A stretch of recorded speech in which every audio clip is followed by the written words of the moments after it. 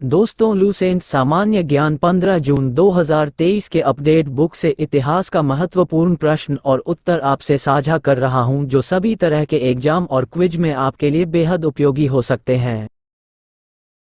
जिनका page number 6 है। मनोरंजन के लिए सैंधववासी मछली पकड़ना, शिकार करना, पशु पक्षियों को आपस में लड़ाना, चौपड़ और पासा खेलना आदि साधनों का प्रयोग करते थे। सिंधु सभ्यता के लोग काले रंग से डिजाइन किए हुए लाल मिट्टी के बर्तन बनाते थे।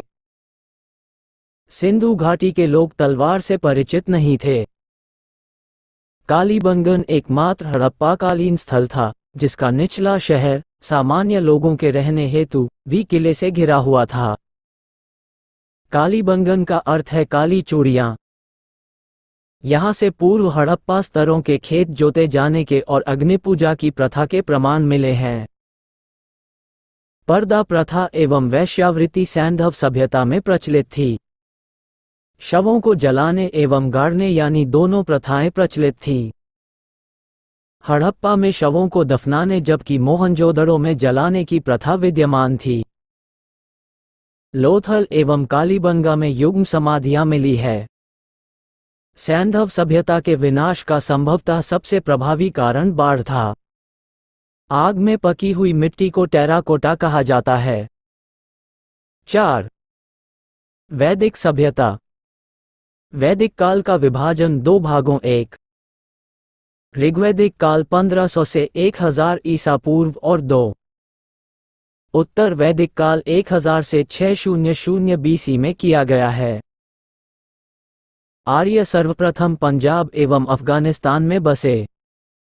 मैक्स मूलर ने आर्यों का मूल निवास स्थान मध्य एशिया को माना है। आर्यों द्वारा निर्मित सभ्यता वैदिक सभ्यता कहलाई। यह एक ग्रामीण सभ्यता थी। आर्यों की भाषा संस्कृत थी। नोट: आर्य शब्द भाषा समूह को इंगित करता है।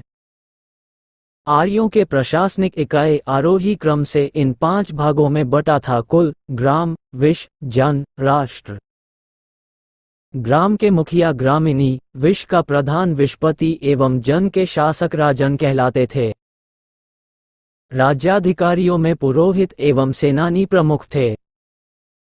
वशिष्ठ रूढ़िवादी एवं विश्वामित्र उदार पुरोहित थे। सूत, रथकार व कंपादी नामक अधिकारी रत्नी कहे जाते थे।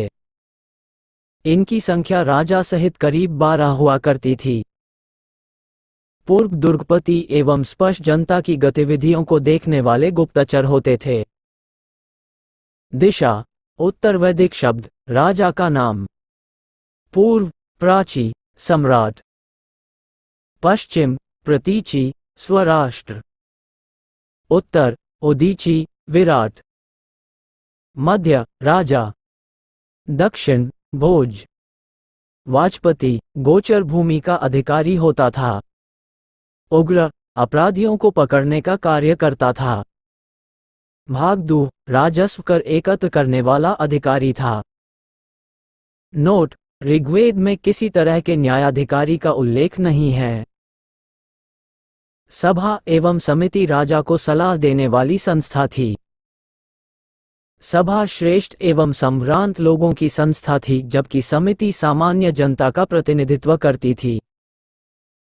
इसके अध्यक्ष को ईशान कहा जाता था। स्त्रियां सभा एवं समितियों में भाग ले सकती थीं। युद्ध में कबीले का नेतृत्व राजा करता था।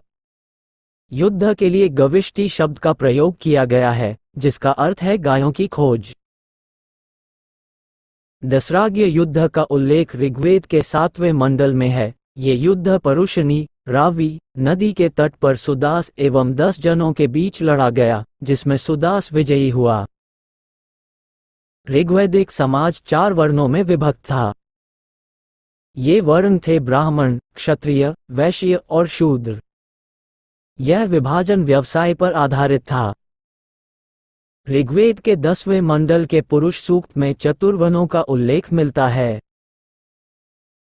इसमें कहा गया है कि ब्राह्मण परम पुरुष के मुख से, क्षत्रिय उनकी भुजाओं से, वैश्य उनकी जांघों से एवं शूद्र उनके पैरों से उत्पन्न हुए हैं। उपनिषदों की कुल संख्या है 108। महापुराणों की संख्या है 18। वेदांग की संख्या है 6। आर्यों का समाज पितृप्रधान था। समाज की सबसे छोटी इकाई परिवार या कुल थी, जिसका मुखिया पिता होता था, जिसे कुल कहा जाता था। स्त्रियां इस काल में अपने पति के साथ यज्ञ कार्य में भाग लेती थीं। बाल विवाह एवं पर्दा प्रथा का प्रचलन नहीं था। विधवा अपने मृतक पति के छोटे भाई, देवर, से विवाह कर सकती थी। स्त्रियां शिक्षा ग्रहण करती थीं।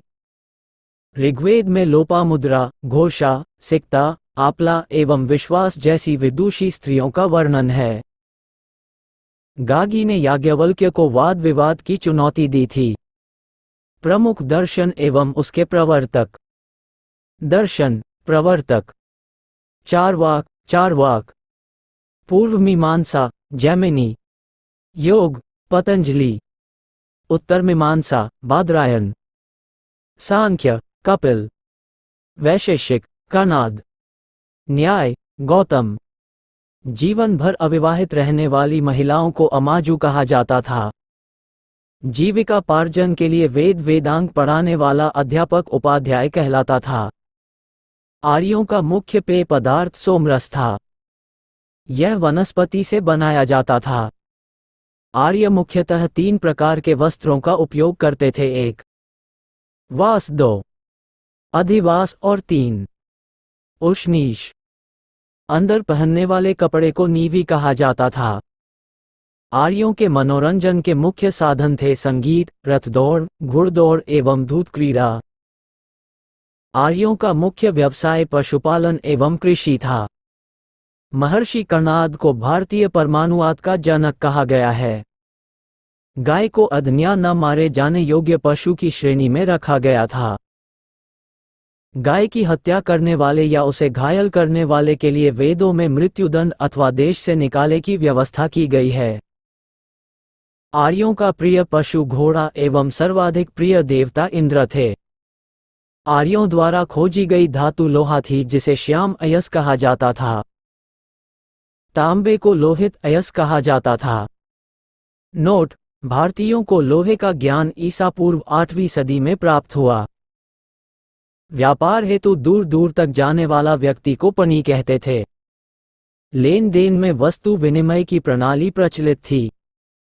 ऋण देकर ब्याज लेने वाले को वैकनॉट, सूदखोर, कहा जाता था। मनुष्य एवं देवता के बीच मध्यस्थ की भूमिका निभाने वाले देवता के रूप में अग्नि की पूजा की जाती थी। ऋग्वेद में उल्लिखित नदियों में सरस्वती सबसे पवित्र मानी जाती थी। ऋग्वेद में गंगा का 1 बार और यमुना का उल्लेख 3 बार हुआ है। इसमें सिंधु नदी का उल्लेख सर्वाधिक बार हुआ है। उत्तरवैदिक काल में इंद्र के स्थान पर प्रजापति सर्वाधिक प्रिय देवता हो गए थे। विष्णु के 3 पगों की कल्पना का विकास उत्तरवैदिक काल में ही हुआ। उत्तरवैदिक काल में राजा के राज्याभिषेक के समय राजसूय यज्ञ का अनुष्ठान किया जाता था। उत्तरवैदिक काल में वर्ण व्यवसाय की बजाय जन्म के आधार पर निर्धारित होने लगे थे। ऋग्वैदिक कालीन नदियां। प्राचीन नाम, आधुनिक नाम: क्रुब, कुर्रम, कुभा, काबुल, वितस्ता, झेलम, आस्किनी, चिनाब, परुशनी, रावी, शतुद्री, सतलज, विपाशा, व्यास, सदानीरा, गंडक, दृसद्धति, घग्घर, गोमती, गोमला, सुबस्तु, स्वात।